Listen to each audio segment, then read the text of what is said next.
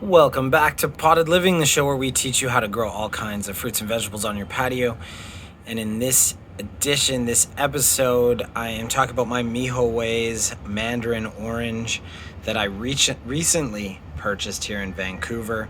It's grown quite a bit since my last video featuring this plant. It's got a bunch of new leaves on it, and much to my surprise, it also flowered. And there it is. There's a little fruit there. Zoom in on that.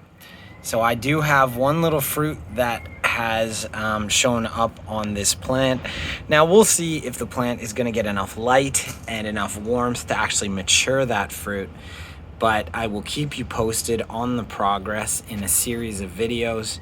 And just so you know, I've got this potted in a terracotta pot. The pot's about 5 inches wide, maybe 6 inches tall, and the plant seems very, very happy. I've got it on a southwest facing view here, nice little view, and I'm really hoping that I can leave it outside this summer. This plant is good down into the minuses, believe it or not, will survive. Maybe not in the pot when it's so young. So if it does get below zero, I will bring it in for the winter. So stay tuned for my next video and I'll show you a progress update on the size of that little fruit.